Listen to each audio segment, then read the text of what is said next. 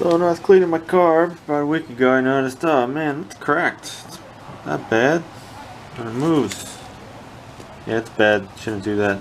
Leaks like bad when I was running it. Yeah, it runs. It just was pissing fuel. Ran for about 15-20 seconds and stalled. Not sure this is the reason why. Look at this beautiful Walbro carburetor though. You never get stuff like this anymore. What even is this? I can't see on this side. That gasket in the way. What series? But yeah, we gotta get that off. Some people say just break off this plastic, 'cause it's no good anyway, and then maybe tap it 1024, and then a bolt and a nut. I might try that. It was easy with Nipex. Yeah, it's LMT carb. It says over there. Interesting. I like this carb. It's kind of nice actually. Tell you, it runs. It's all clean. Gas just peed out of everything when I turn it upside down, so it seals for sure. It wasn't leaking any fuel. So that's a good sign. Probably my needles and seat's fine. Yeah, they say like 1024. Tap that thing. We're gonna take the bowl off though, and then like make a little puller. I can't get this gasket off, and I don't want to wreck it. This is hard to find gasket, so I'm just gonna have to work around it. This gasket's probably shot now. I'm looking at replacement. LMT. Took it apart. There is a screen in there though. You gotta be very careful not to go through it. I'm going to try to tap it just a little bit, not go too far.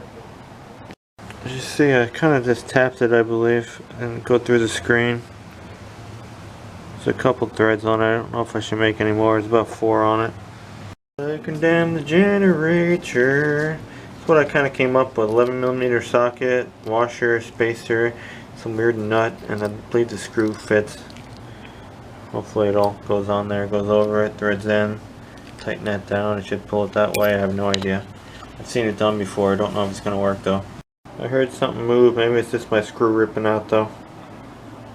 Let's see. No freaking way. It actually worked. Wow, whoever came up with that was a genius.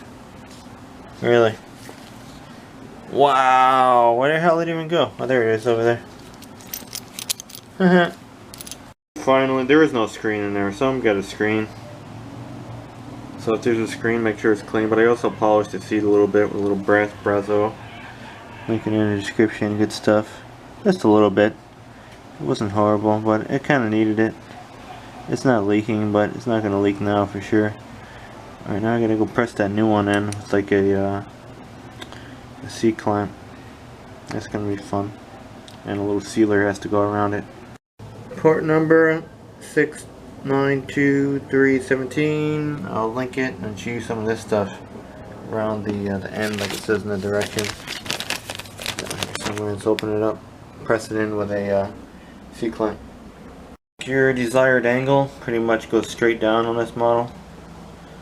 But first, put a little sealer around there. It goes in very easy with a C-clamp. It's kind of tricky to show it. I don't have a cameraman, but yeah, it's in there. Should be in there good. Hopefully, I'll put a little sealer around there. Let it set up overnight. Hopefully it doesn't leak. That's how you do it. Polished. Alright, hopefully it's better than that one. I don't want leak gas all over the place. I'll leave the parts in the description and what you need, and I thought it was going to be worse than what it was, but definitely tap it if you can. 1024 tap. Don't go too crazy. Screws, something like this. That's like an old lawn chair spacer. That kind of helped nice. So it has less friction. The more spacers and washers you put.